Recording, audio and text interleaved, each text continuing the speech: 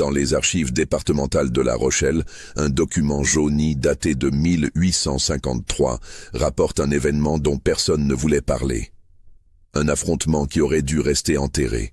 Un maître contre son esclave. Un homme blanc contre un géant africain.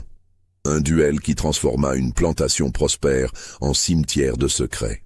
Avant de plonger dans cette histoire troublante, abonnez-vous à la chaîne et dites-moi dans les commentaires de quelle ville vous nous écoutez en ce moment. Votre soutien nous permet de déterrer ces histoires oubliées par le temps. L'année 1848 marque un tournant dans l'histoire coloniale française. Tandis que Paris célèbre la Révolution de février et l'abolition définitive de l'esclavage dans toutes les colonies, certaines régions d'outre-mer demeurent isolées, comme suspendues dans un temps révolu. À La Réunion, anciennement appelée île Bourbon, les plantations de canne à sucre s'étendent à perte de vue et le décret d'abolition tarde à s'appliquer réellement. C'est dans ce contexte que prospère la propriété Valcourt, située dans les hauteurs de Saint-Paul, sur la côte ouest de l'île.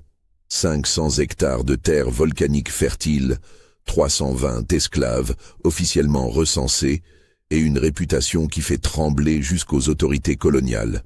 Le maître des lieux, Édouard Valcourt, appartient à cette catégorie de colons que même les autres planteurs craignent. Fils unique d'une famille enrichie par 3 générations de commerce triangulaire, il hérite de la plantation à l'âge de 28 ans, en 1843, après la mort subite de son père dans des circonstances jamais vraiment élucidées. La demeure principale de la plantation s'élève sur une colline, dominant les champs comme une sentinelle. Construite en pierre de lave noire et en bois précieux importé de Madagascar, elle évoque davantage une forteresse qu'une résidence. Les fenêtres sont étroites, les murs épais, et une galerie couverte encercle l'étage supérieur, offrant une vue panoramique sur l'ensemble du domaine. De là-haut, Édouard Valcourt observe, toujours. Son télescope en cuivre, posé en permanence sur un trépied, scrute les moindres mouvements dans les champs. Les esclaves de Valcourt vivent dans des cases regroupées au pied de la colline, un village de misère où 300 âmes s'entassent dans des conditions que même les inspecteurs coloniaux, pourtant peu regardants, jugent déplorables dans leurs rapports confidentiels. Mais ces rapports disparaissent systématiquement. Valcourt possède des relations à Saint-Denis, la capitale administrative, et certains fonctionnaires lui doivent leur poste. Ce qui distingue Édouard Valcourt des autres planteurs, ce n'est pas seulement sa cruauté ordinaire, celle que l'époque tolérait malheureusement avec une indifférence révoltante. C'est sa méthode, son rituel. Depuis son arrivée aux commandes de la plantation, il a instauré une pratique qui glace le sang de tous ceux qui en entendent parler.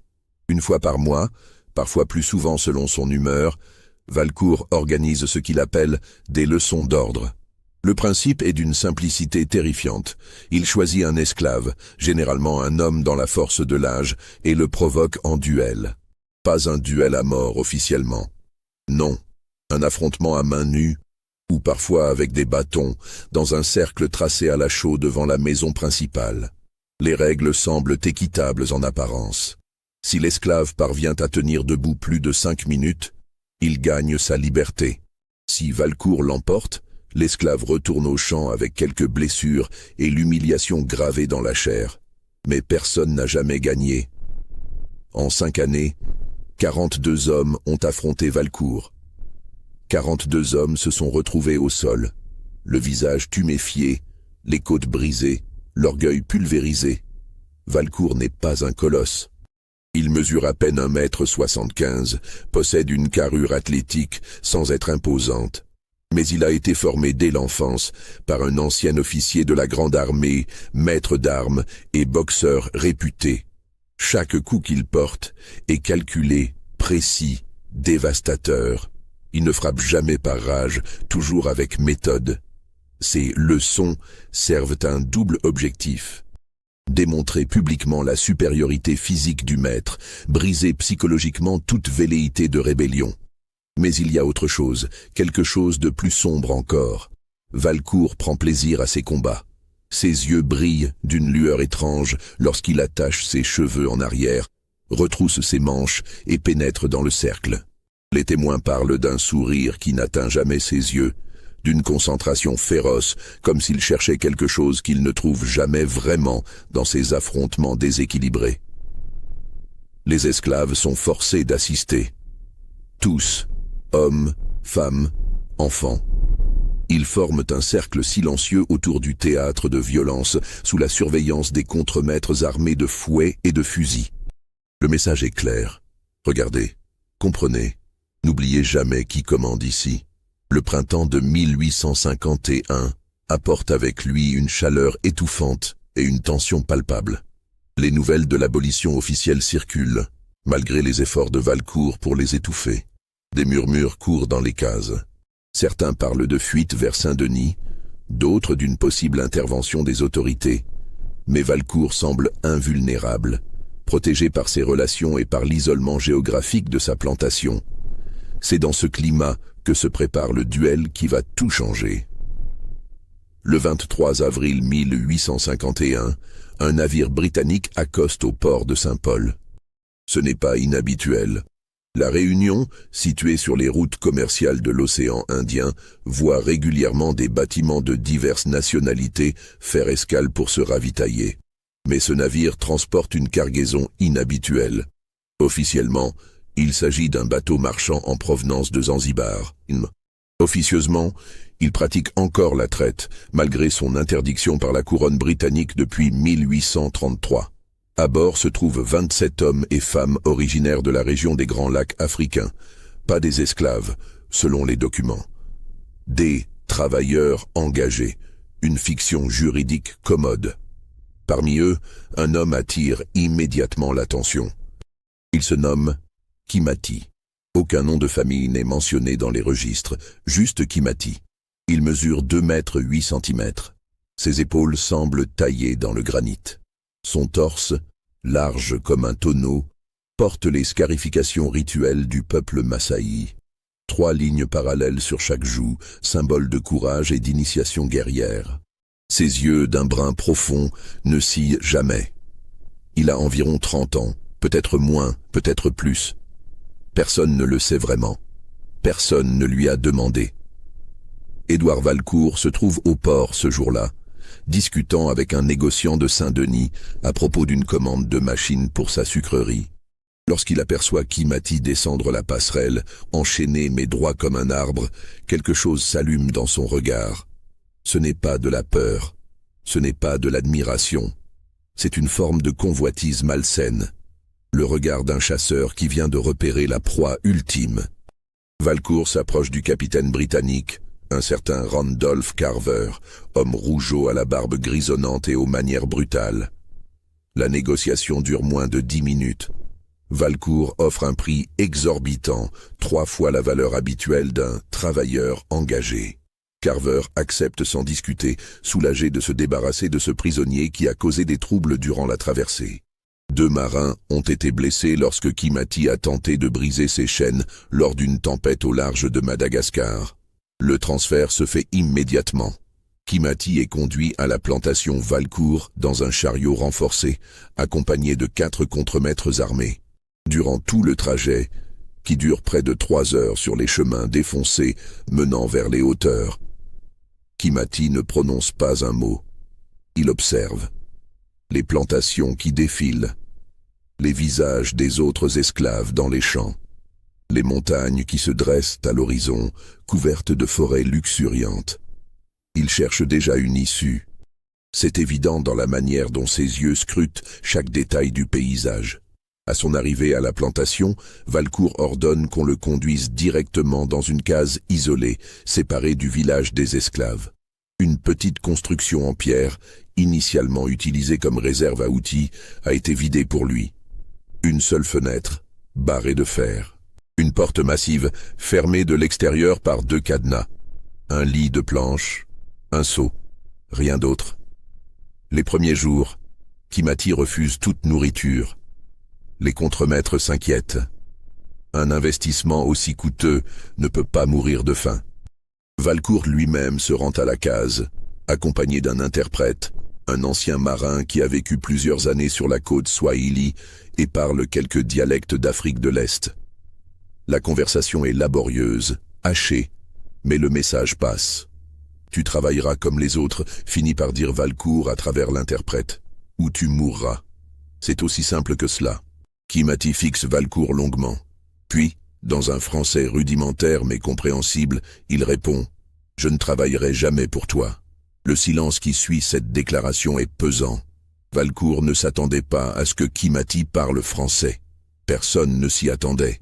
Plus tard, on apprendra que Kimati a passé 2 ans auprès de missionnaires catholiques avant d'être capturé par des marchands d'esclaves arabes, puis revendu aux Britanniques. Il comprend plusieurs langues, dont le français et l'anglais, même s'il les parle avec difficulté. Valcourt sort de la case sans un mot, mais son visage trahit une excitation mal contenue. Les contremaîtres qui l'accompagnent reconnaissent cette expression. C'est celle qu'il arbore avant ses leçons d'ordre. Le lendemain, Kimati reçoit de la nourriture. Il mange, non pas par soumission, mais par pragmatisme. Un guerrier affamé n'est pas un guerrier, il a besoin de force. Pourquoi faire? Il ne le sait pas encore précisément, mais il sait qu'un moment viendra. Un moment où une opportunité se présentera. Les semaines passent. Kimati reste enfermé dans sa case. Valcourt ne l'a pas mis au travail. Cette décision intrigue tout le monde sur la plantation. Pourquoi payer une fortune pour un homme et le laisser inactif? Les contremaîtres murmurent, les esclaves se posent des questions. Certains parviennent à apercevoir Kimati à travers les barreaux de sa fenêtre lors des distributions de nourriture. Sa présence devient une légende qui se propage de case en case. On dit qu'il est un prince Massaï. On dit qu'il a tué un lion à main nue. On dit qu'il possède une force surnaturelle. Ces rumeurs ne sont que des projections, des espoirs désespérés que quelqu'un puisse défier Valcourt. Mais Kimati n'est ni un prince ni un surhomme. C'est un homme arraché à sa terre, à son peuple, à sa vie. Un homme qui porte en lui une rage froide et patiente. Valcourt, de son côté, prépare quelque chose. Il fait installer dans la cour principale un nouveau cercle, plus grand que d'habitude. 3 mètres de diamètre, tracé à la chaux vive, remplacé chaque jour pour rester parfaitement visible. Il fait également aménager une estrade en bois du côté est du cercle, avec des sièges rembourrés. Des invitations sont envoyées, discrètement, par messagers privés, à des planteurs voisins, à des officiers coloniaux, à des marchands influents de Saint-Denis. Un événement se prépare, quelque chose de plus grand que les leçons d'ordre habituelles. Le 15 juin 1851 est une date que les survivants n'oublieront jamais. Ce matin-là, avant l'aube, toute la plantation est réveillée par les coups de cloche. Ce n'est pas l'heure habituelle du lever. Le ciel est encore noir, parsemé d'étoiles. Une fraîcheur inhabituelle flotte dans l'air, annonçant peut-être une pluie prochaine. Les contremaîtres circulent entre les cases, criant des ordres. Tout le monde à la cour principale, immédiatement. Les esclaves sortent en titubant, inquiets. Les rassemblements imprévus signifient généralement des punitions collectives. Quelqu'un a-t-il volé de la nourriture? Y a-t-il eu une tentative de fuite? Mais lorsqu'ils arrivent devant la maison principale, ils découvrent un spectacle inhabituel. Des torches ont été plantées tout autour du cercle de craie, créant un éclairage vacillant et dramatique. L'estrade en bois est déjà occupée par une dizaine de personnes. Des hommes blancs en habits élégants, certains fumant des cigares, d'autres sirotant déjà du rhum malgré l'heure matinale. Ils bavardent entre eux avec désinvolture, comme s'ils assistaient à un spectacle de théâtre. Valcourt se tient debout sur la galerie supérieure de sa demeure, vêtu d'une chemise blanche et d'un pantalon sombre. Ses cheveux sont déjà attachés en arrière. Il attend que tous les esclaves soient rassemblés, puis descend lentement l'escalier extérieur. Chaque marche craque sous son poids. Le silence s'installe progressivement. Une fois au pied de l'escalier, Valcourt se tourne vers la foule d'esclaves. Vous avez entendu des rumeurs, des histoires sur l'abolition de l'esclavage. Certains d'entre vous osent même rêver de liberté. Sa voix est calme, presque conversationnelle, mais elle porte loin dans la cour silencieuse. Je vais vous montrer aujourd'hui ce que vaut votre liberté. Je vais vous montrer ce que valent vos rêves. Il fait un geste, et 2 contremaîtres se dirigent vers la case isolée où Kimati est enfermé. Le bruit des cadenas qu'on ouvre résonne dans la nuit, puis la porte s'ouvre. Kimati apparaît dans l'encadrement. Les torches projettent des ombres mouvantes sur son corps massif. Il est torse nu. Ses scarifications semblent danser dans la lumière vacillante. Ses poignets et ses chevilles portent encore les marques rouges des chaînes, mais il n'est plus entravé. Un murmure parcourt l'assemblée des esclaves. Beaucoup le voient pour la première fois. Sa taille est encore plus impressionnante en personne. Il dépasse les contremaîtres de 2 têtes. Ses muscles roulent sous sa peau sombre à chaque mouvement.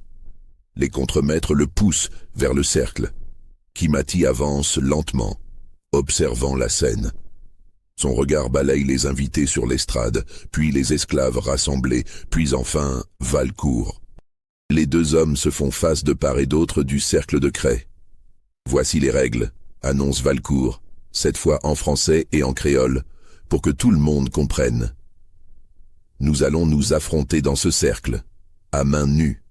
Si tu parviens à me vaincre, à me faire sortir du cercle ou à me maintenir au sol pendant 10 secondes, tu es libre, tu peux partir. Je te donnerai même de l'argent pour ton voyage. » Il marque une pause, savourant l'attention de tous. « Mais si je te bats, tu retournes dans ta case. Et demain, tu commences à travailler au champ comme tous les autres. » Kimati ne répond pas immédiatement. Il observe Valcourt avec une intensité troublante. Puis lentement, il entre dans le cercle. La foule retient son souffle. Les invités sur l'estrade se penchent en avant, excités. Certains sortent déjà leurs bourses, prêts à parier. Mais personne ne mise sur Kimati. L'issue semble évidente. Valcourt est invaincu. Il a humilié 42 hommes avant celui-ci. Pourtant, quelque chose est différent ce matin. Il y a une tension dans l'air qui va au-delà des affrontements précédents. Peut-être est-ce la taille de Kimati. Peut-être est-ce son regard, qui ne trahit aucune peur. Ou peut-être est-ce simplement l'intuition collective que quelque chose de décisif va se produire. Valcourt retire sa chemise, révélant un torse musclé et pâle. Il effectue quelques étirements, roule ses épaules, secoue ses bras. Des gestes qu'il a répétés des dizaines de fois. Un rituel de préparation. Kimati, lui, reste immobile. Il ne s'échauffe pas. Il se contente d'observer Valcourt comme un félin observe sa proie avant de bondir. Un contremaître s'avance avec un chronomètre en cuivre.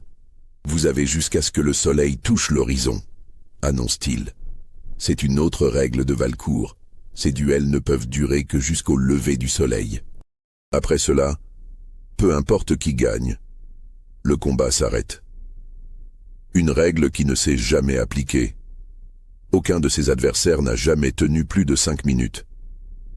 Le contremaître lève son bras. À mon signal. Il attend quelques secondes, savourant le suspense. Puis son bras s'abaisse. Commencez. Valcourt se déplace immédiatement, les pieds légers, les poings levés en garde classique de boxe française. Il tourne autour de Kimati en cercle concentrique, jaugeant son adversaire. C'est sa technique habituelle. Attendre, observer, repérer les faiblesses, puis frapper vite et fort là où ça fait le plus mal. Kimati ne bouge pas. Il pivote simplement sur lui-même pour garder Valcourt face à lui, mais ses pieds restent ancrés dans le sol. Sa garde n'est pas celle d'un boxeur européen. Ses bras pendent le long de son corps, détendus, mais prêts. C'est une posture de guerrier Massaï, habitué à combattre avec des lances et des boucliers, mais adaptable au combat à main nue. Valcourt feinte une attaque vers le visage, testant les réflexes de Kimati. Le géant ne bronche pas. Valcourt essaie une autre feinte, cette fois vers le torse. Toujours aucune réaction. Cela déstabilise Valcourt, ses adversaires précédents paniquaient généralement dès les premières secondes, tentant des attaques désespérées qu'il contrait facilement. Kimati, lui, attend. Le temps s'écoule. 30 secondes, 1 minute. Les invités sur l'estrade commencent à s'impatienter.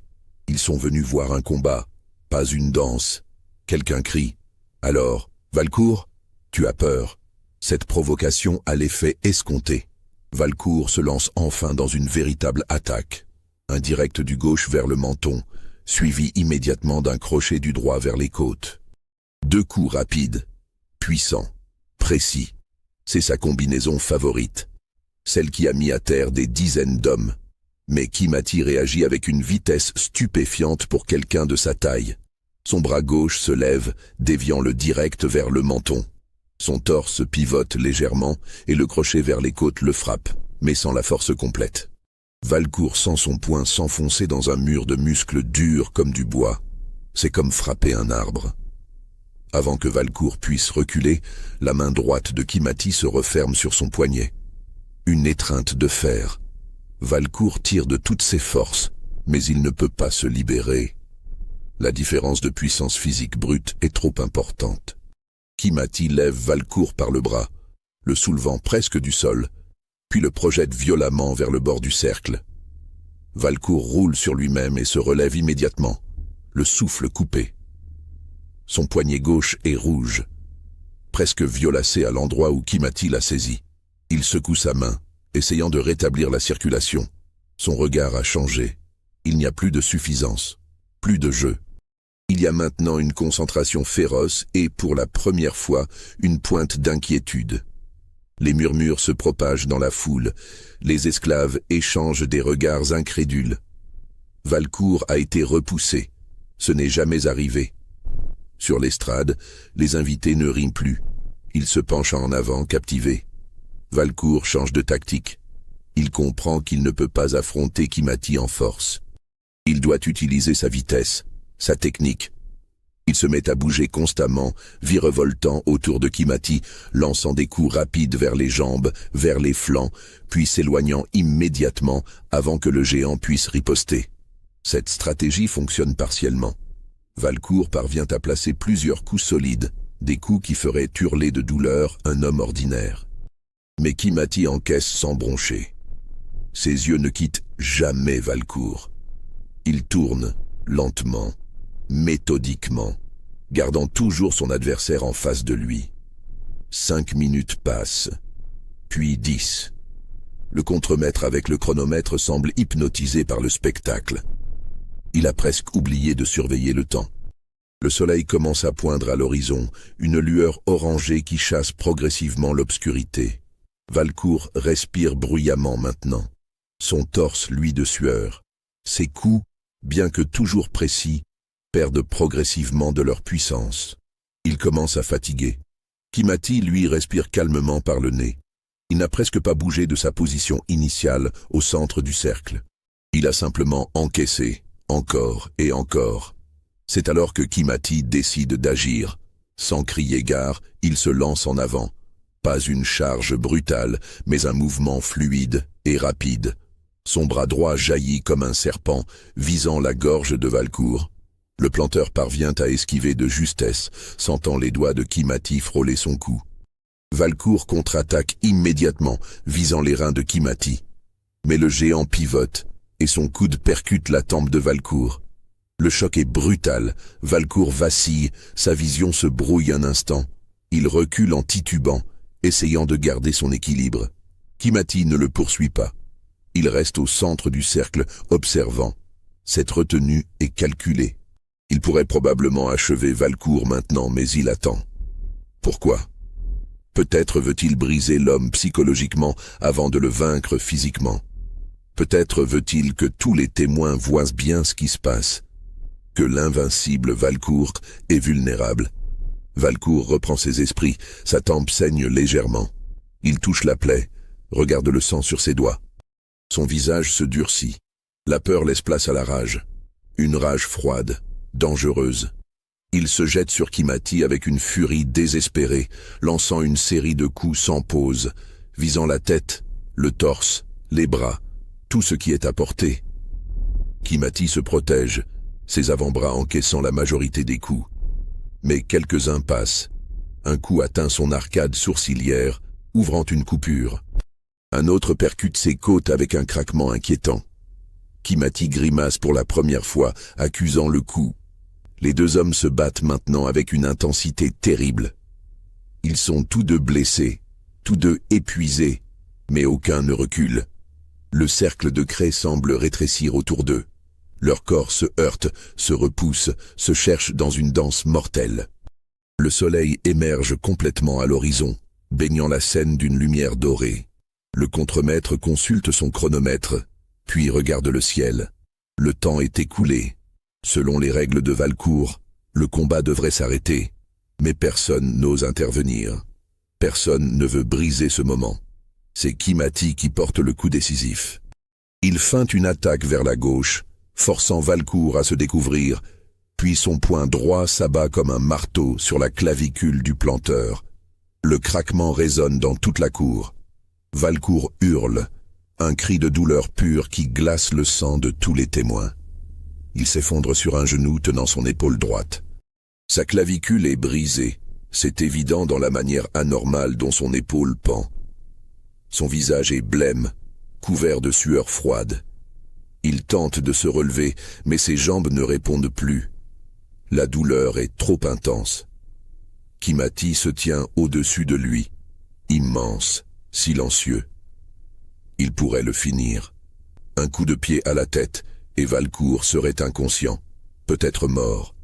Mais Kimati ne bouge pas. Il attend. Attend que Valcourt reconnaisse sa défaite. Les secondes s'étirent comme des heures. Le silence est assourdissant.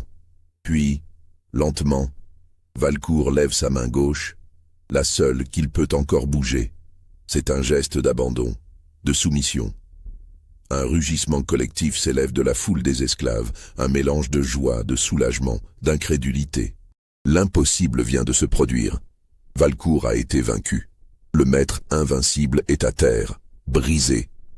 Sur l'estrade, les invités sont pétrifiés. Certains ont le visage rouge de colère, d'autres sont livides. Un planteur se lève brusquement et quitte les lieux sans un mot, scandalisé par ce qu'il vient de voir. Le spectacle qui devait démontrer la supériorité du maître blanc s'est transformé en son exact opposé. Deux contremaîtres se précipitent pour aider Valcourt à se relever. Il les repousse violemment de sa main valide, malgré la douleur atroce que ce mouvement provoque. Il ne veut pas paraître faible, pas devant ses esclaves, pas devant ses pairs. Il se lève en titubant, maintenant son épaule brisée contre son torse. Son regard se rive sur Kimati. Il y a dans ses yeux une haine pure, mais aussi quelque chose d'autre. Du respect, peut-être, ou simplement la reconnaissance d'une réalité qu'il ne peut plus nier. « Tu as gagné », dit-il d'une voix rauque. « Selon mes propres règles, tu es libre. » Kimati ne répond pas. Il sort du cercle de craie, laissant des empreintes de pieds ensanglantés dans la poussière. Ses pieds sont blessés. La craie vive a brûlé sa peau durant le combat. Mais il marche droit, la tête haute. Valcourt donne des ordres au contremaître, sa voix tremblante de douleur et d'humiliation. Donnez-lui des vêtements, de la nourriture, et 50 francs, comme je l'ai promis. Les contremaîtres hésitent, ils n'ont jamais eu à appliquer cette partie du règlement. Valcourt hurle, « Obéissez maintenant !» On conduit Kimati vers une remise où on lui donne une chemise et un pantalon usagés, mais propres. On lui tend également une sacoche contenant quelques provisions et l'argent promis. Tout cela se passe dans un silence tendu. Les contremaîtres le regardent avec un mélange de peur et de curiosité. Kimati enfile les vêtements. C'est la première fois qu'il porte des habits européens. Ils sont trop petits pour lui, tirant aux coutures, mais il ne s'en soucie pas. Il prend la sacoche, vérifie son contenu d'un coup d'œil rapide, puis se dirige vers le chemin qui descend de la plantation. Les esclaves forment une haie silencieuse sur son passage. Certains tendent la main pour le toucher, comme s'il était une figure mythique. D'autres pleurent. Beaucoup le regardent simplement avec une admiration mêlée d'envie. Il est libre. Il a fait ce que personne n'avait réussi avant lui. Kimati marche sans se retourner. Ses pas sont lourds mais réguliers. Il disparaît progressivement dans la courbe du chemin, avalé par la végétation luxuriante qui borde la route. Derrière lui, sur la plantation, le chaos commence à s'installer. Valcourt a été transporté dans sa chambre par ses contremaîtres. Un médecin est envoyé chercher en urgence à Saint-Paul. Les invités quittent la propriété les uns après les autres, gênés, furieux pour certains. Ils ne parleront pas de ce qu'ils ont vu. Trop embarrassant, trop dangereux pour l'ordre social. Mais les esclaves, eux, parlent. Les murmures se transforment en conversations animées dès que les contremaîtres ont le dos tourné. L'histoire du géant Massaï qui a vaincu le maître cruel se propage comme une traînée de poudre. Elle s'étend au-delà de la plantation Valcourt, portée par les esclaves qui travaillent temporairement sur d'autres domaines, par les domestiques qui accompagnent leur maître à Saint-Denis, par les pêcheurs qui échangent des nouvelles le long de la côte. En quelques jours, toute l'île connaît l'histoire. Les versions varient. Certaines exagèrent la taille de Kimati, lui attribuant 3 mètres de haut. D'autres prétendent qu'il a brisé les 2 bras de Valcourt. Mais le cœur du récit reste le même. Un esclave a défié son maître et a gagné. Cette histoire devient un symbole, un espoir. Dans les plantations de la Réunion, où l'abolition tarde à s'appliquer réellement malgré les décrets parisiens, le nom de Kimati est murmuré avec révérence. Il représente la possibilité qu'un homme, même dans les chaînes, puisse reconquérir sa dignité. Mais l'histoire ne s'arrête pas là. Ce qui suit est moins connu, presque entièrement effacé des mémoires. Seuls quelques documents fragmentaires, découverts des décennies plus tard dans les archives départementales, permettent de reconstituer les événements. Kimati ne quitte pas l'île. Il aurait pu. Avec l'argent de Valcourt, il aurait pu payer un passage sur un navire marchand vers Madagascar ou vers le continent africain. Mais il ne le fait pas. Pourquoi ? Personne ne le sait avec certitude. Peut-être se sent-il une responsabilité envers les autres esclaves de la Réunion. Peut-être n'a-t-il tout simplement nulle part où aller. Sa terre natale est à des milliers de kilomètres. Dans une région déchirée par les guerres tribales et les raids esclavagistes, retourner là-bas serait un suicide. Il s'installe dans les hauteurs de Saint-Paul, dans une zone forestière difficile d'accès où vivent des esclaves en fuite et des affranchis marginalisés. Une communauté invisible, non reconnue par les autorités, mais tolérée tant qu'elle reste discrète. Kimati y trouve une forme de refuge. Les habitants de cette communauté le reçoivent avec prudence au début, puis avec respect lorsque son histoire se confirme. Durant plusieurs semaines, Kimati mène une existence simple. Il aide à la construction de cases, participe aux cultures vivrières de la communauté, apprend à survivre dans cet environnement tropical si différent des savanes d'Afrique de l'Est. Il parle peu. Sa maîtrise du français s'améliore lentement, par nécessité. Mais il reste un homme à part, hanté par ses souvenirs. La nuit, lorsque les autres dorment, Kimati reste éveillé. Il observe les étoiles à travers le feuillage dense de la forêt tropicale, cherchant des constellations familières. Certaines sont les mêmes que celles qu'il voyait enfant dans les plaines d'Afrique de l'Est. D'autres sont nouvelles, étranges. Il pense à sa famille, dont il ne sait rien. Sont-ils vivants? Morts? Le cherche-t-il encore? Ces questions le rongent, mais il les garde enfouies. Montrer sa douleur serait une faiblesse, et il ne peut pas se permettre d'être faible. Dans la communauté forestière, Kimati observe les dynamiques sociales avec attention. Il y a là des hommes et des femmes de dizaines d'origines différentes. Madagascar, Mozambique, les Comores, Inde. Tous arrachés à leur terre, tous portant leurs propres cicatrices. Ils ont créé une société miniature dans ces hauteurs, avec ses propres règles, ses propres hiérarchies. Les décisions sont prises collectivement lors de rassemblements nocturnes autour du feu central. Kimati assiste à ces réunions sans parler, écoutant, apprenant. Un soir, un homme nommé Razana, originaire de Madagascar et figure respectée de la communauté, s'approche de Kimati. Razana a la cinquantaine, le visage marqué par les années et les épreuves. Il s'assoit à côté du géant Massaï et reste silencieux un long moment, fixant les braises mourantes du feu. « Tu penses à eux ?» finit-il par dire en français matiné de malgache. « Ce n'est pas une question. » Kimati ne répond pas immédiatement. Puis, lentement, il hoche la tête. « Ceux de la plantation, » précise Razana. « Tu penses qu'ils souffrent encore ?»« Ils souffrent toujours, » répond Kimati. Sa voix est basse, rauque. « Mon départ n'a rien changé pour eux. Razana crache dans le feu. Tu as fait ce que tu pouvais. Tu as montré qu'on pouvait vaincre. C'est déjà beaucoup. Ce n'est pas assez. Ce dialogue, rapporté beaucoup plus tard par un membre de la communauté devenu affranchi, illustre le tourment intérieur de Kimati. Il a gagné sa liberté, mais au prix d'un sentiment de culpabilité écrasant. Les autres esclaves de Valcourt restent enchaînés pendant que lui vit dans la forêt. Cette injustice le consume. Pendant ce temps, sur la plantation Valcourt, la situation se détériore de manière dramatique. Le maître ne s'est jamais vraiment remis de sa blessure. Sa clavicule a été remise en place par le médecin, mais elle guérit mal. Son bras droit reste partiellement paralysé. Mais surtout, c'est son autorité qui a été brisée ce matin-là dans le cercle de craie. Les esclaves ne le craignent plus de la même manière. Oh, ils obéissent encore. Les fouets et les fusils des contremaîtres garantissent une certaine discipline. Mais quelque chose a changé. Les regards sont différents, plus directs, moins soumis. Des actes de sabotage mineurs se multiplient. Des outils disparaissent. Des récoltes sont mystérieusement abîmées. Rien de majeur, rien qu'on puisse clairement attribuer à quelqu'un. Mais l'effet cumulatif est dévastateur pour l'efficacité de la plantation. Un document comptable daté du mois d'août 1851, retrouvé dans les archives, montre une chute vertigineuse de la production.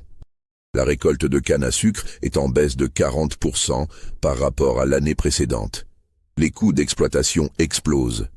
Valcourt doit emprunter auprès de créanciers de Saint-Denis pour payer ses contremaîtres et maintenir le domaine à flot. Ces dettes s'accumulent dangereusement. Valcourt sombre dans une paranoïa croissante. Il ne sort presque plus de sa maison.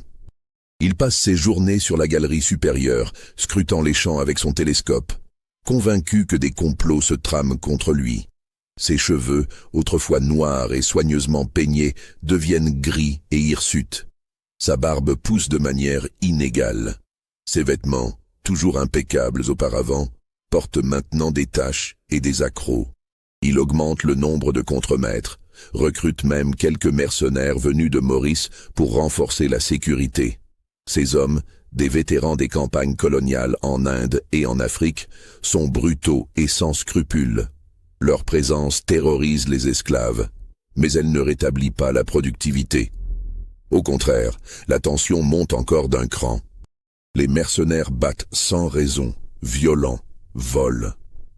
Les contremaîtres d'origine, bien que durs, avaient au moins une certaine connaissance du fonctionnement d'une plantation. Ces nouveaux venus ne connaissent que la violence pure. Le contremaître en chef, Bertrand, un homme qui travaille pour la famille Valcourt depuis 20 ans, commence à exprimer ses inquiétudes. Il voit le désastre se profiler.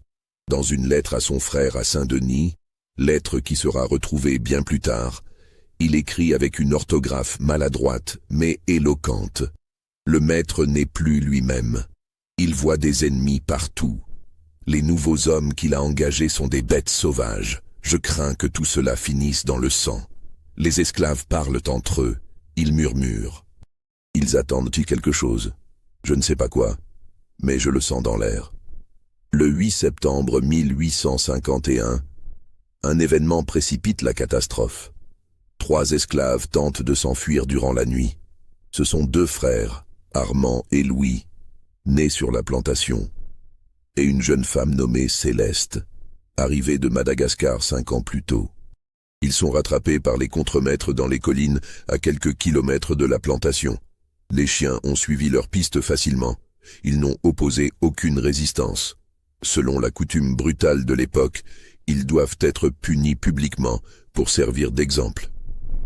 Valcourt ordonne que les 3 soient flagellés devant toute la plantation. 50 coups de fouet chacun. Une sentence qui équivaut souvent à une condamnation à mort. Peu d'hommes ou de femmes survivant à une telle brutalité. Le médecin local, appelé pour assister à la punition afin de vérifier que les condamnés ne meurent pas pendant le supplice, proteste mollement. Valcourt le menace de représailles s'il intervient. Les préparatifs sont faits avec une minutie sinistre. Un poteau est dressé au centre de la cour principale. Les esclaves sont rassemblés, comme lors du duel contre Kimati. Mais cette fois, l'atmosphère est différente. Il n'y a pas l'excitation malsaine des invités venus assister à un spectacle. Juste une terreur sourde, palpable. Les 3 condamnés sont amenés, les mains liées dans le dos. Céleste pleure silencieusement. Armand et Louis marchent la tête basse. Ils savent qu'ils vont probablement mourir. La foule des esclaves les regarde avec un mélange de pitié et de peur. Chacun se dit que cela pourrait être lui au poteau. Mais lorsque le premier homme, Armand, est attaché au poteau, lorsque le mercenaire en charge de la punition déroule son fouet avec un sourire cruel, quelque chose d'inattendu se produit. Une voix s'élève de la foule. Non. C'est un mot simple, mais prononcé fermement, clairement. Tous les regards se tournent vers celui qui a parlé. C'est un homme d'une 40aine d'années, originaire du Mozambique, arrivé sur l'île 20 ans plus tôt. Il s'appelle Saïd. C'est un des anciens de la plantation, respecté par les autres esclaves pour sa sagesse et sa force de caractère. Il a été témoin de dizaines de punitions au fil des années, il a vu mourir des amis sous le fouet. Mais aujourd'hui, quelque chose en lui refuse de rester silencieux. Non, répète-t-il faisant un pas en avant. Plus jamais. Le mercenaire se tourne vers lui, surpris. Personne n'ose jamais interrompre une punition. C'est un sacrilège, une violation de l'ordre établi. Il regarde vers Valcourt, qui observe la scène depuis la galerie de sa maison. Le planteur, appuyé contre la balustrade avec son bras valide, fait un geste impérieux. Frappez-le aussi. 20 coups pour insubordination. Mais avant que le mercenaire puisse bouger, d'autres voix s'élèvent. Non. C'est une femme âgée qui a vu 3 de ses enfants vendus à d'autres plantations. Puis une autre voix. Non. Un jeune homme à peine sorti de l'adolescence. Non. Un vieillard courbé par les années de travail au champ. Non. Non. Non.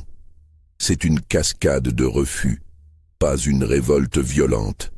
Pas une charge désespérée. Juste un refus collectif, calme mais inflexible. Les voix se multiplient jusqu'à former un chœur sourd, répétitif. Non. Non. Non. Certains le disent en français, d'autres en créole, d'autres encore dans leur langue d'origine. Mais le sens est universel. Les contremaîtres et les mercenaires lèvent leurs armes, prêts à tirer. Ils sont 12 face à 300. L'équilibre des forces, habituellement maintenu par la peur et la violence, bascule soudainement. Les esclaves ne bougent pas. Ils ne chargent pas, ne brandissent pas d'armes improvisées. Ils restent simplement là, debout, formant un mur humain silencieux, mais inébranlable. C'est un moment suspendu dans le temps. Personne ne sait ce qui va se passer. Une fusillade pourrait éclater. Des dizaines de personnes pourraient mourir. Le mercenaire en charge de la punition lève son fusil, visant Saïd. Son doigt se crispe sur la détente. Mais quelque chose le retient. Peut-être est-ce la détermination absolue qu'il lit dans les yeux de l'esclave. Peut-être est-ce la conscience que tirer sur un seul homme déclencherait une véritable révolte, que même 12 fusils ne pourraient pas contenir. Valcourt, depuis sa galerie, voit son monde s'effondrer. Il hurle des ordres, mais sa voix se perd dans le silence pesant. « Tirez, tirez sur eux, je vous l'ordonne. » Mais les mercenaires ne bougent pas. Ils ont participé à des massacres en Afrique et en Asie, mais quelque chose dans cette résistance passive les déstabilise. Ce n'est pas une bataille qu'ils savent combattre. Valcourt tente de descendre lui-même, de reprendre le contrôle physiquement, mais son bras blessé le handicape trop. Il trébuche dans l'escalier, manque de tomber, se rattrape de justesse. Cette démonstration pathétique de sa faiblesse physique achève de détruire ce qui reste de son autorité. Il est prisonnier de sa propre infirmité, spectateur impuissant de la désintégration de son pouvoir. Finalement, c'est Bertrand, le contremaître en chef, qui prend une décision. Il regarde longuement la scène. Les 3 condamnés attachés au poteau. Les 300 esclaves immobiles, unis dans leur refus. Les mercenaires hésitants, leurs fusils pointés mais leurs doigts tremblants sur les détentes. Valcourt hurlant depuis sa galerie. Et il comprend que tout est fini, que continuer ne mènera qu'au bain de sang. Et probablement pas dans le sens que Valcourt espère. Il abaisse lentement son fusil. « Détachez les prisonniers », ordonne-t-il à voix basse à ses hommes. Les autres contremaîtres le regardent avec stupéfaction. L'un d'eux, un jeune recruté récemment, proteste. « Mais monsieur Bertrand, les ordres du maître. »« Les ordres du maître vont tous nous faire tuer », coupe Bertrand sèchement. « Détachez-les, maintenant !» Les 3 esclaves sont libérés de leurs liens. Ils titubent, incrédules, s'attendant à moitié à ce que ce soit un piège cruel. Mais non. Bertrand leur fait signe de rejoindre la foule. Ils courent, enjambent le cercle de spectateurs et disparaissent parmi leurs compagnons. La foule s'ouvre pour les accueillir, puis se referme sur eux comme une marée protectrice. Personne ne crie victoire. Personne ne célèbre. Il y a juste un soulagement palpable, mêlé à une tension qui ne retombe pas complètement. Les esclaves savent que ce moment est précaire, fragile. Un faux mouvement, un geste trop audacieux, et les fusils pourraient encore cracher leur mort. Bertrand fait un geste aux autres contremaîtres et mercenaires. Rentrez à la maison des gardes, laissez-les retourner aux cases. Les hommes armés obéissent avec un mélange de soulagement et de confusion. Ils reculent lentement, gardant leurs armes levées, puis se dispersent. La foule des esclaves reste encore quelques instants, attendant de voir si c'est vraiment terminé. Puis, progressivement, elle se dissout aussi. Les gens retournent vers leurs cases, parlant à voix basse, encore sous le choc de ce qui vient de se passer. Saïd, l'homme qui a prononcé le premier « non », reste debout au centre de la cour désormais vide. Il regarde vers la galerie où Valcourt est toujours visible, agrippé à la balustrade, le visage déformé par la rage et quelque chose qui ressemble à du désespoir. Leurs regards se croisent. Aucun des deux ne dit un mot. Mais un message passe. Le monde ancien est mort. Ce qui vient ensuite est incertain, mais il ne sera plus jamais comme avant. Les jours suivants sont étranges, presque irréels. Les esclaves retournent au champ, mais le rythme de travail ralentit considérablement. Les contremaîtres n'osent plus imposer les cadences habituelles. Quand quelqu'un traîne, ils regardent ailleurs. Quand une tâche est mal faite, ils ne punissent pas. Un équilibre précaire s'installe, où chacun fait semblant que tout est normal, tout en sachant que rien ne l'est. Valcourt reste enfermé dans sa maison, refusant de voir qui que ce soit, sauf le médecin qui vient changer ses pansements. Des rumeurs circulent parmi les contremaîtres. Certains parlent de quitter la plantation avant que la situation n'empire davantage. D'autres évoquent la nécessité de faire appel à l'armée pour rétablir l'ordre. Les mercenaires, dégoûtés par ce qu'ils perçoivent comme de la lâcheté, partent les uns après les autres, exigeant d'être payés immédiatement.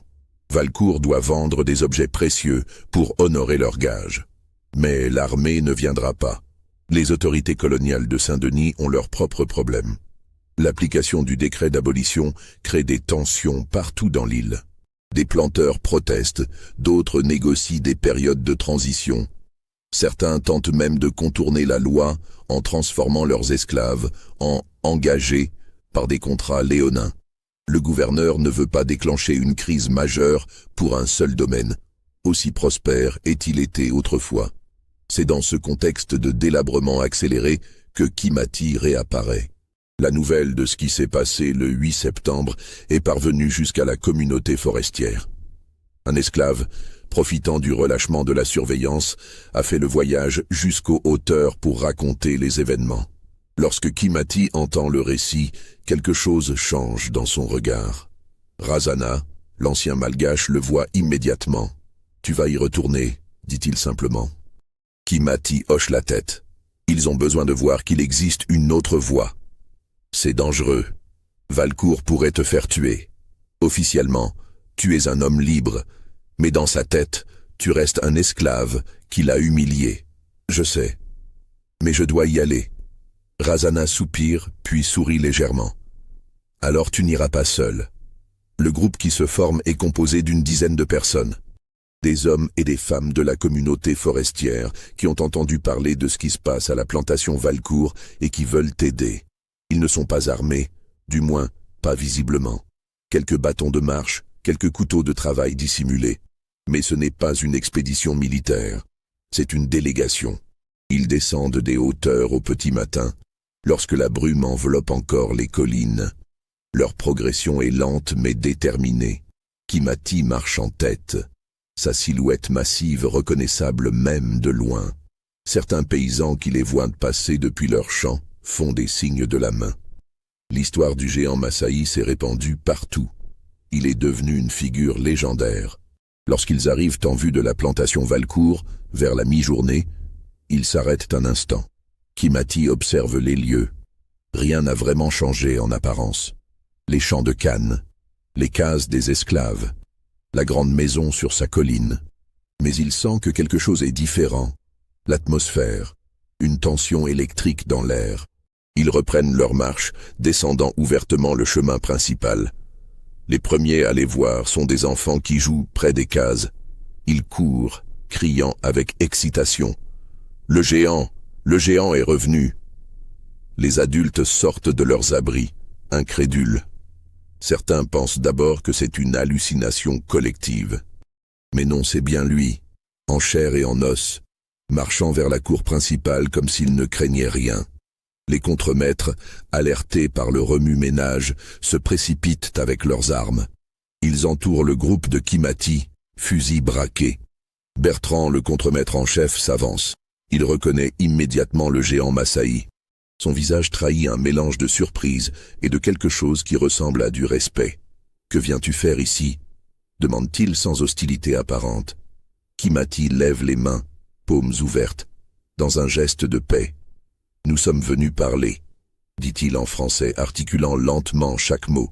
« Pas pour combattre, juste pour parler. » Bertrand hésite. La situation est délicate. Officiellement, Kimati est un homme libre. Il a gagné ce statut selon les propres règles de Valcourt. Le renvoyer ou lui faire du mal pourrait avoir des conséquences légales, aussi dysfonctionnelles que soient les lois coloniales. Mais le laisser entrer et parler à Valcourt directement, c'est prendre une responsabilité énorme. « Attends ici », finit-il par dire. « Je vais voir si le maître accepte de te recevoir. » Kimati et son groupe s'arrêtent au bord de la cour principale. Les esclaves de la plantation commencent à se rassembler autour d'eux, d'abord timidement, puis de plus en plus nombreux. Ils veulent voir le géant de près, toucher l'homme qui a vaincu le maître cruel. Des murmures circulent. « C'est vraiment lui ? Regarde comme il est grand. Il est revenu pour nous aider. » Bertrand monte à la maison principale. Il trouve Valcourt dans son bureau, entouré de papiers froissés et de bouteilles vides. Le planteur boit beaucoup ces derniers jours, c'est évident dans ses yeux rouges et ses gestes maladroits. « Quoi encore ?» grogne Valcourt sans lever les yeux. « Le Massaï est revenu. Kimati. Il demande à vous parler. » La réaction de Valcourt est explosive. Il se lève d'un bond, renversant sa chaise. « Quoi ? Il ose revenir ici ? Arrêtez-le. Enchaînez-le. Je vais... » « Monsieur, » coupe Bertrand avec fermeté, « il est libre, vous l'avez libéré vous-même, et il est venu avec des témoins. Si nous lui faisons du mal, il y aura des conséquences. » Valcourt vacille, se rattrape au bord du bureau. La rage cède progressivement place à quelque chose d'autre, une curiosité malsaine peut-être, ou simplement la résignation d'un homme qui sait qu'il n'a plus rien à perdre. « Qu'il monte !» finit-il par dire d'une voix éteinte. Seul, pas ses compagnons. Bertrand redescend et transmet le message. Kimati hoche la tête et commence à gravir les marches vers la galerie supérieure. Chaque pas est lent, mesuré. Il monte comme on monte à l'échafaud ou au tribunal, avec dignité, mais sans illusion. Valcourt l'attend sur la galerie, appuyé contre la balustrade. Il est méconnaissable par rapport au maître arrogant du duel. Amaigri, le teint grisâtre, le bras droit pendant mollement le long de son corps. Ses cheveux gris sont en désordre, sa barbe mal taillée, ses vêtements froissés et tachés. Il regarde Kimati avec un mélange de haine, de peur et de quelque chose qui pourrait être du respect. « Que veux-tu » demande-t-il d'une voix rauque. Kimati reste debout face à lui, droit comme un pilier. Il prend son temps avant de répondre, choisissant ses mots avec soin. « Je viens proposer quelque chose, » dit-il finalement. « Tu ne peux plus gérer cette plantation. Tout le monde le sait. Tes esclaves ne te craignent plus. Tes contremaîtres doutent. Tes pairs te méprisent. Tes créanciers attendent.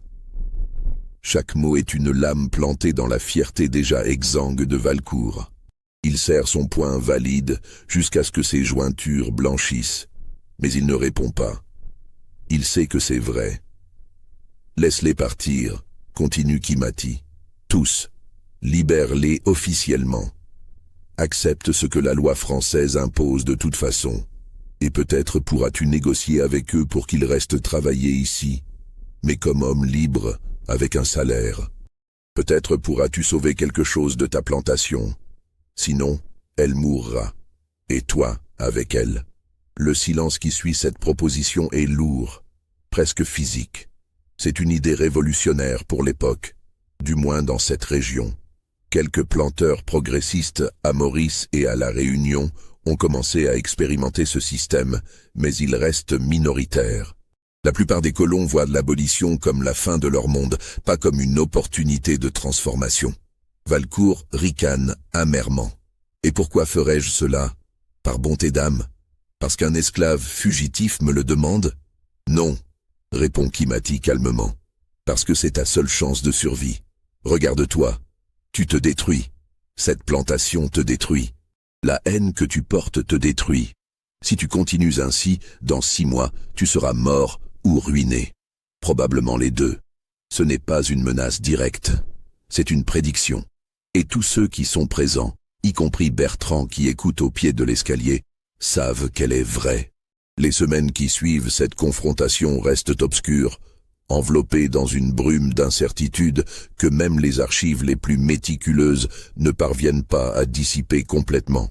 Les documents officiels de l'époque deviennent confus, contradictoires, comme si plusieurs versions de la réalité tentaient de coexister dans les registres poussiéreux de l'administration coloniale.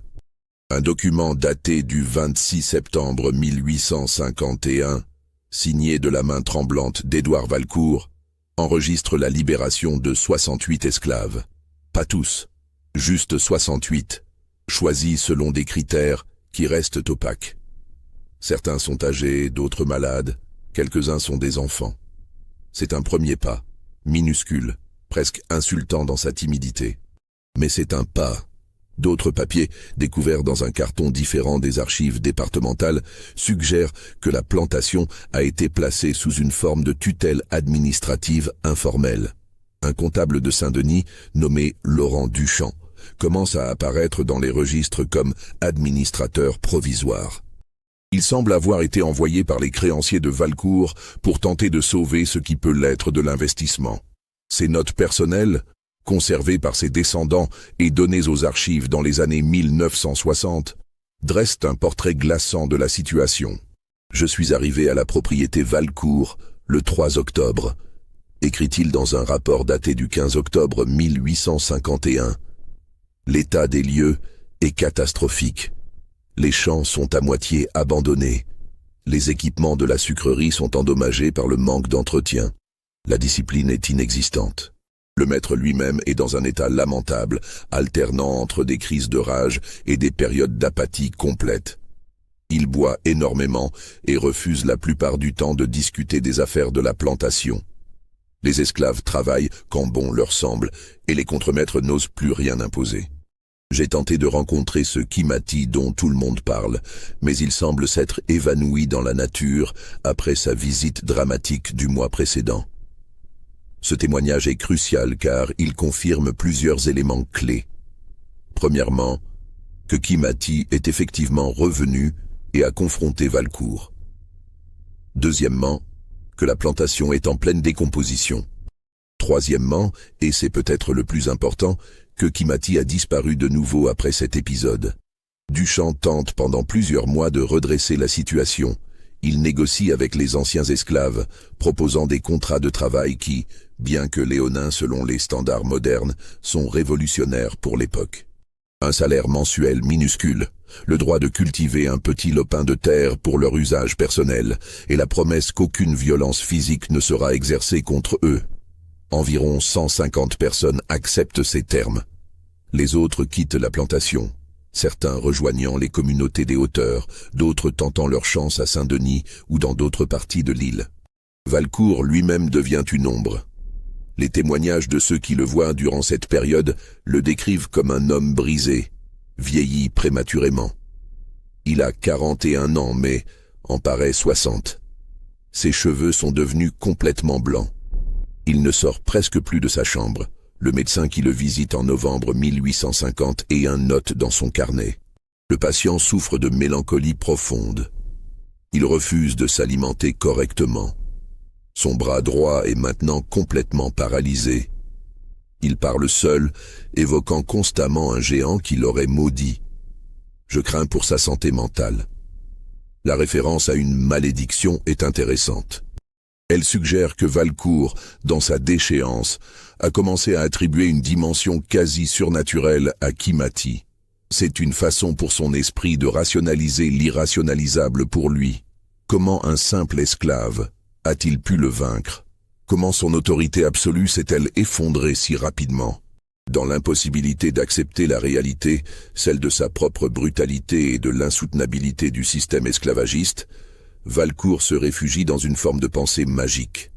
En janvier 1852, la plantation Valcourt est officiellement mise en vente. L'annonce paraît dans le journal Le Courrier de la Réunion. Propriété de 500 hectares à Saint-Paul, comprenant terres arables, sucreries et dépendances. Prix à débattre. S'adresser à Maître Fontaine, notaire à Saint-Denis. Le prix demandé est dérisoire, 1/10 de ce que la propriété valait 5 ans plus tôt. Mais même à ce tarif, il n'y a pas d'acheteur. La réputation de la plantation la précède. Personne ne veut hériter de ce lieu maudit, de cette terre imprégnée de violence et de haine. Finalement, en avril 1852, un consortium de 3 marchands de Saint-Denis rachète la propriété pour une bouchée de pain.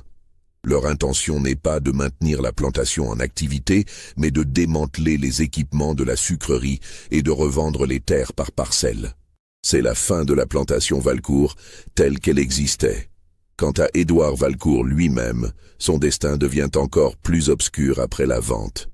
Son nom apparaît une dernière fois dans les registres officiels le 8 mai 1852, lorsqu'il signe l'acte de vente définitif en présence du notaire Fontaine.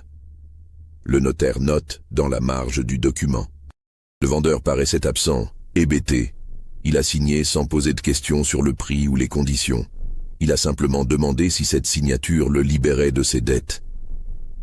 Après cette date, plus rien dans les archives officielles. Aucune trace de décès enregistrée à La Réunion. Aucune mention d'un départ vers la métropole ou vers une autre colonie. Édouard Valcourt s'évanouit simplement des documents, comme s'il avait cessé d'exister administrativement. Les rumeurs, en revanche, foisonnent. Plusieurs versions circulent dans les décennies qui suivent.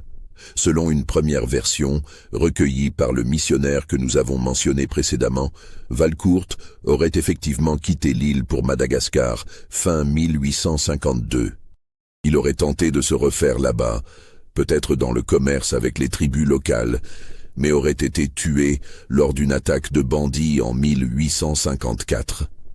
Cette version n'est étayée par aucun document, mais elle est mentionnée dans plusieurs lettres de l'époque. Une deuxième version plus sombre prétend que Valcourt serait devenu fou et aurait été interné dans un asile à Saint-Denis. Il existerait effectivement des registres d'un asile privé tenu par des religieuses dans la capitale. Et ces registres mentionnent un patient V, colon ruiné, admis en juin 1852 pour troubles mentaux graves. Le patient serait mort en 1855 de pneumonie. Mais l'identification n'est pas certaine, le nom complet n'étant jamais inscrit pour protéger la confidentialité des familles. Une troisième version, encore plus troublante, suggère que Valcourt aurait tenté de retourner en France métropolitaine, mais que son navire aurait fait naufrage au large de Madagascar lors d'un cyclone en décembre 1852. Cette version s'appuie sur la mention d'un Valcourt E sur la liste des passagers du navire marchand l'Espérance, qui a effectivement coulé durant cette période. Mais là encore, aucune confirmation définitive. La vérité est probablement plus banale. Valcourt, ruiné et brisé, a vraisemblablement fini sa vie dans l'obscurité, peut-être sous un autre nom, quelque part dans l'océan Indien ou en métropole. Un homme qui avait tout perdu, y compris son identité, englouti par les vagues de l'histoire comme tant d'autres acteurs du système esclavagiste lorsque celui-ci s'est effondré.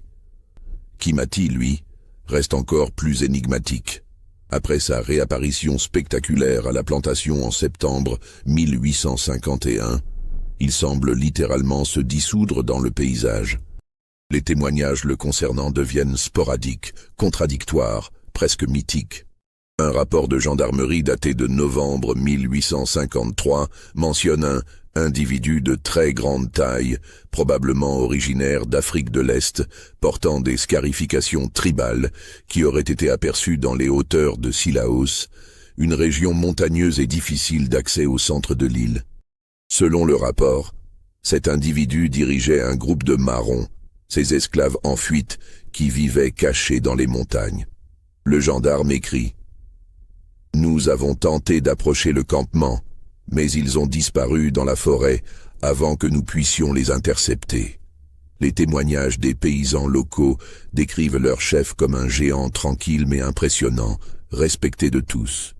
Un autre document, une lettre privée datée d'août 1855, écrite par un planteur de café de Saint-Joseph à son frère en métropole, mentionne avoir employé temporairement un travailleur libre d'une stature exceptionnelle, parlant un français sommaire mais possédant une force de travail impressionnante.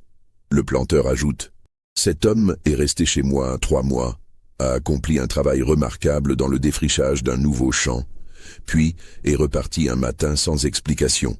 Mes autres ouvriers m'ont dit qu'il s'appelait Kimati et qu'il était célèbre dans l'île pour avoir vaincu un maître cruel en combat singulier.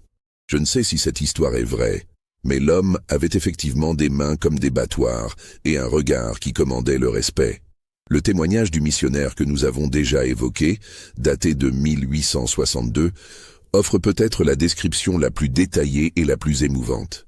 Le père Augustin Berthelot, missionnaire catholique travaillant dans les Hauts de l'île auprès des communautés marginalisées, écrit dans son journal personnel, document conservé aux archives diocésaines de Saint-Denis.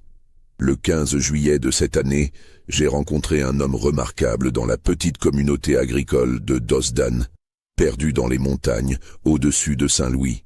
Cet homme, dont la stature dépasse tout ce que j'ai pu voir, porte sur ses joues les marques rituelles des peuples guerriers d'Afrique orientale.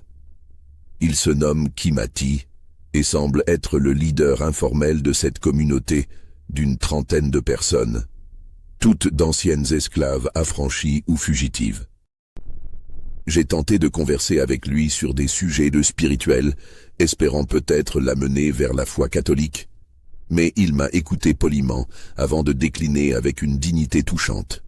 Il m'a dit, dans un français maintenant presque fluide bien que marqué d'un accent singulier, qu'il avait déjà été auprès de prêtres dans sa jeunesse, qu'il respectait leur foi, mais que son propre chemin spirituel était différent. Ce qui m'a le plus frappé chez cet homme, c'est sa tranquillité. Malgré sa taille imposante et sa réputation, car j'ai entendu parler de lui avant même de le rencontrer, il dégage une sérénité presque monacale.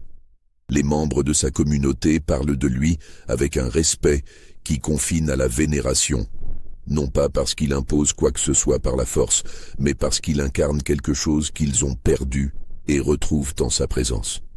La dignité, peut-être.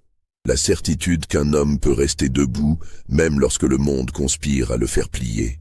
J'ai demandé à Kimati s'il était heureux ici, dans ces montagnes si éloignées de sa terre natale. Il a réfléchi longuement avant de répondre. Finalement, il m'a dit quelque chose que je n'oublierai jamais. Je ne suis pas heureux, père, mais je suis en paix. Ce n'est pas la même chose, mais c'est peut-être mieux. Ce témoignage, s'il se réfère bien au même Kimati, suggère qu'il a vécu au moins 11 ans après le duel légendaire qui l'a rendu célèbre, peut-être même plus longtemps, qu'il a trouvé une forme de stabilité dans les montagnes de la Réunion, dirigeant une communauté de gens comme lui, déracinés mais refusant de se soumettre. qu'il a continué à incarner, par sa simple présence, une forme de résistance tranquille mais inébranlable. Après 1862, plus aucune mention fiable de Kimati. Quelques rumeurs, quelques histoires racontées au coin du feu, mais rien de documenté. Peut-être est-il mort dans ces montagnes qu'il avait faites siennes. Peut-être a-t-il finalement quitté l'île, trouvant passage sur un navire vers une destination inconnue.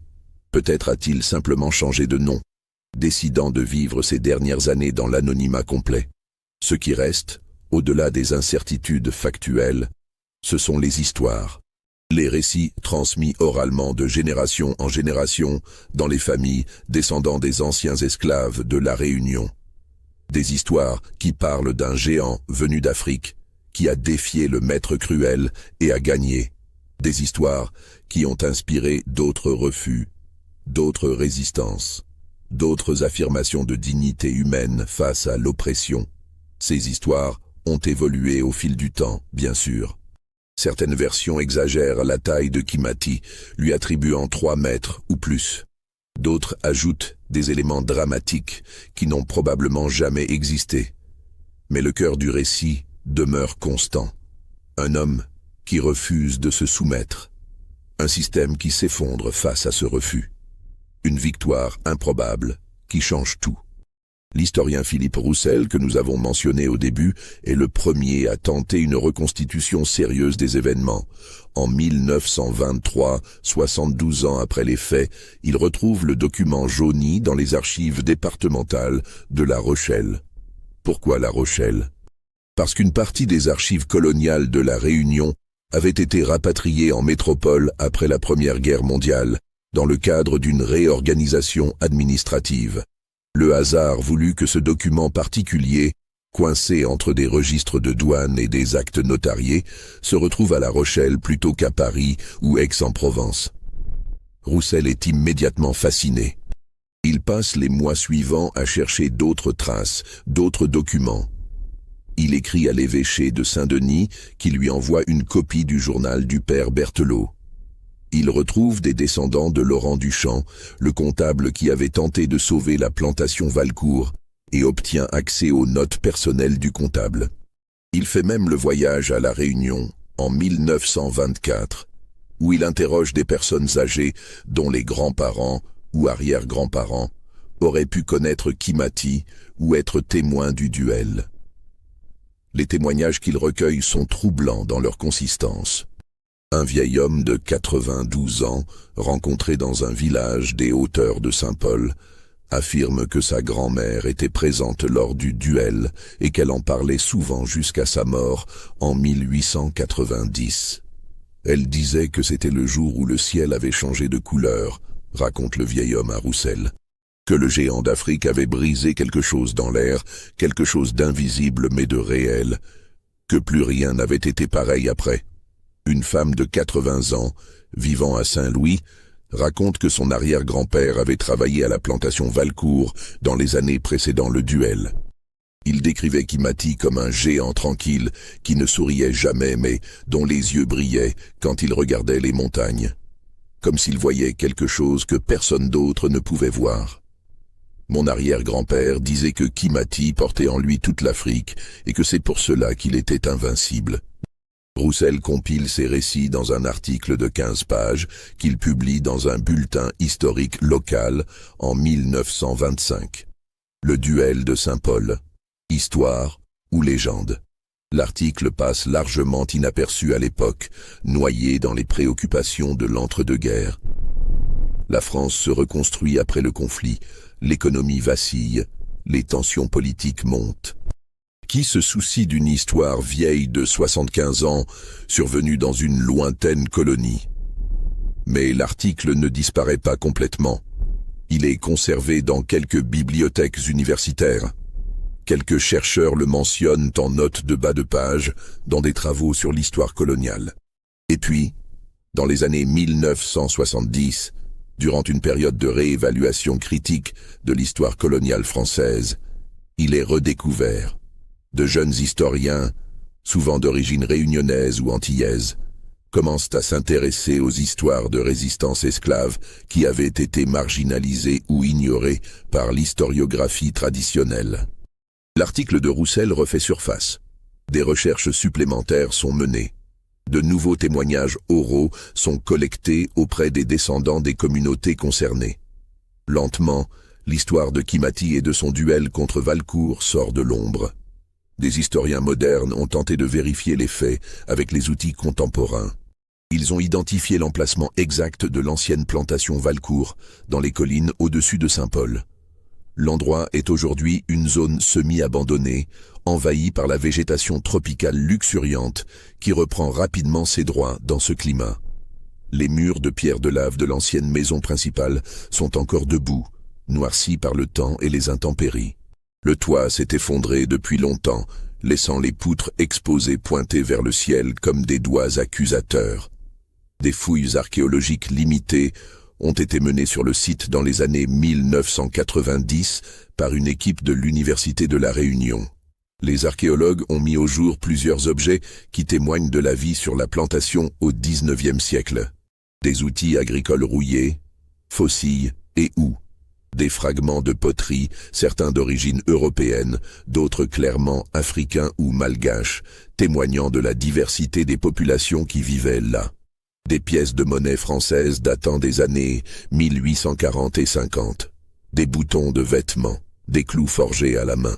Les restes calcinés d'une construction en bois, probablement une des cases des esclaves qui aurait brûlé à un moment donné, mais rien qui confirme directement l'histoire du duel.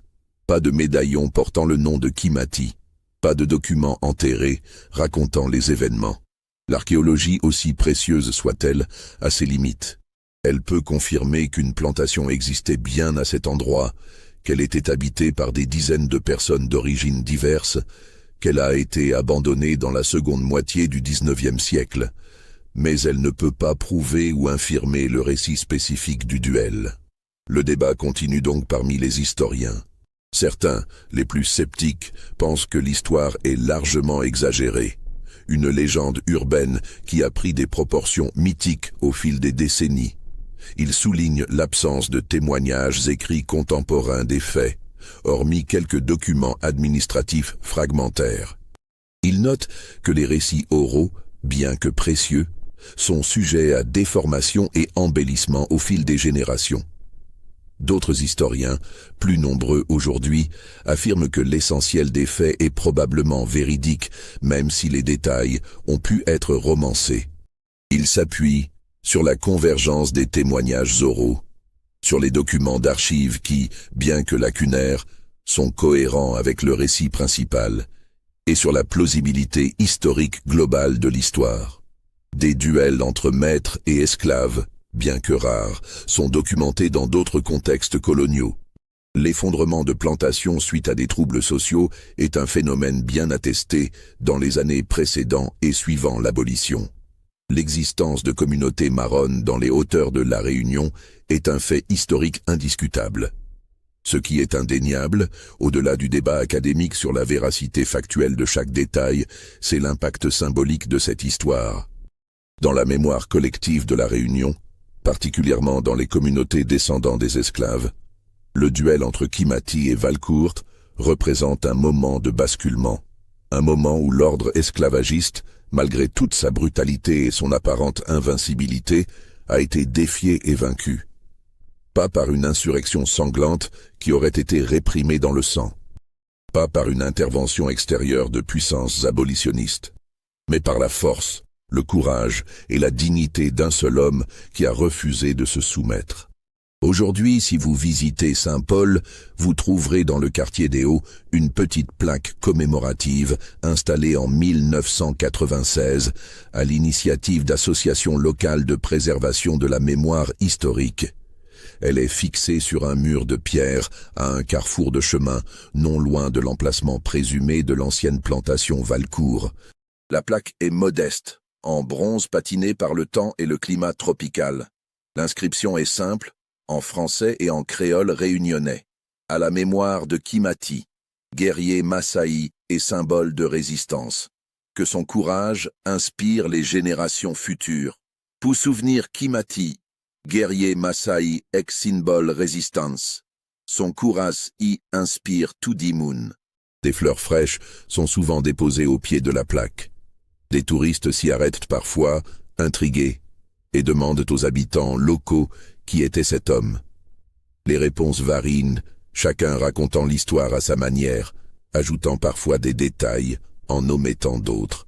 Mais le cœur du récit reste le même. Kimati est devenu plus qu'un homme. Il est devenu un symbole, une idée incarnée. La preuve vivante que même dans les circonstances les plus désespérées, la dignité humaine peut triompher. Personne ne sait vraiment si Kimati a jamais considéré la Réunion comme sa terre. Il avait été arraché à son peuple, traîné à travers l'océan, vendu comme du bétail, enchaîné et humilié. Cette île tropicale luxuriante n'avait rien à voir avec les savanes d'Afrique de l'Est où il était né, où il avait grandi, où il aurait dû vieillir entouré de sa famille et de son clan. Mais dans son refus de se soumettre, dans sa victoire improbable contre un système conçu pour le briser, il a laissé quelque chose d'impérissable dans cette terre d'exil forcé. Une preuve que la force brutale ne peut pas tout. Qu'un système, aussi bien organisé et violent soit-il, repose en fin de compte sur l'acceptation, même contrainte, de ceux qui l'oppriment. Et que lorsque cette acceptation est retirée, lorsque même un seul homme dit « non » et tient bon, les fondations mêmes du système commencent à trembler. Cette histoire vous a-t-elle donné des frissons? Pensez-vous que tout cela s'est vraiment passé ou n'est-ce qu'une légende embellie par le temps? La vérité se situe probablement quelque part entre les faits documentés et le mythe qui s'est construit au fil des générations. Mais n'est-ce pas justement cela qui rend cette histoire si puissante? Le fait qu'elle pourrait être vraie, qu'elle soit plausible dans tous ses détails, qu'aucun élément ne défie la logique ou la réalité historique? Dites-nous ce que vous en pensez dans les commentaires. Avez-vous déjà entendu parler d'histoires similaires dans votre région? Connaissez-vous d'autres récits de résistance contre l'oppression qui méritent d'être racontés? N'oubliez pas de vous abonner et de partager cette histoire avec ceux qui aiment les mystères historiques sombres et les récits de résistance oubliés. Car ces histoires, qu'elles soient entièrement vraies ou partiellement légendaires, portent en elles des vérités profondes sur la nature humaine, sur l'oppression et sur le refus indomptable de l'esprit face à la tyrannie.